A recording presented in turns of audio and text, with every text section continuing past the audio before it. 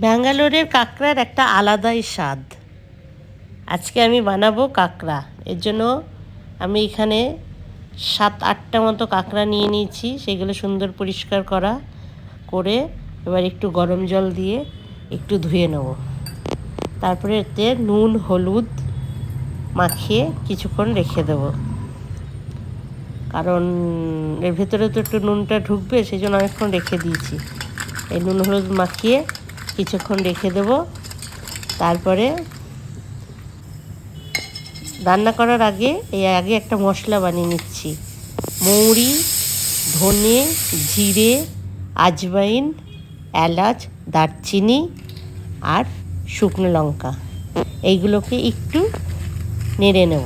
অল্প, বেশি ভাজবো না, যাতে গন্ধটা না চলে যায়। দিয়ে এরকম গুঁড়ো করে এটা আলাদা রেখে দিলাম। এরপরে পেঁয়াজ, রসুন, আদা, লঙ্কা এইগুলোকে একটু তেলের মধ্যে দিয়ে নাড়াচাড়া করে নেব। দিয়ে এরকম পেস্টটা বানিয়ে নিয়েছি। আর হলো নারকেল বাটা দেবো, তার জন্য নারকেলের পেস্ট বানিয়ে নিয়েছি। এবার কড়াইতে তেল দিয়ে মশলা দিয়ে দিলাম, নুন হলুদ লঙ্কা গুঁড়ো, যেমন নর্মাল সবাই করে ওরকম করে নারকেল বাটাটা দিয়ে দিলাম। তার আগে পেঁয়াজটা ভালো করে কষিয়ে নিয়েছি, তারপরে নারকেল বাটা দিয়েছি, কারণ নারকেল বাটা দিয়ে বেশিক্ষণ কষাবো না। এরপরে এক এক করে কষানো হয়ে গেছে, এক এক করে কাঁকড়াগুলো দিয়ে দেবো। অনেকটা আমি ঝাল দিয়েছি, কারণ কাঁকড়াতে একটু ঝাল ভালো লাগে। এবার কিছুক্ষণ এরকম করে নাড়াচাড়া করব। অলরেডি আমার পেঁয়াজ ভাজাই আছে, সেই জন্য বেশি আর কষানোর দরকার নেই।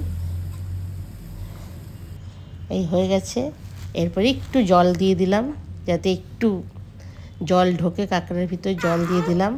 দিয়ে ওপর দিয়ে এই যে মশলাটা গুঁড়ো করেছিলাম ওই মশলাটা ছড়িয়ে দিলাম। এই হলো আমার কাঁকড়া রেডি। এখন বাড়ির লোক খেয়ে বলবে কেমন হয়েছে। আজকে ব্যাঙ্গালোরে খুব ঠান্ডা পড়েছে, ঠান্ডার দিনে স্পাইসিটা দারুণ লাগছে। মমির প্লেট খালি, আরো খাও, অনেক বানানো হয়েছে। খেতে আমাদের টাইম লাগবে। আর এই যে আমার প্লেট।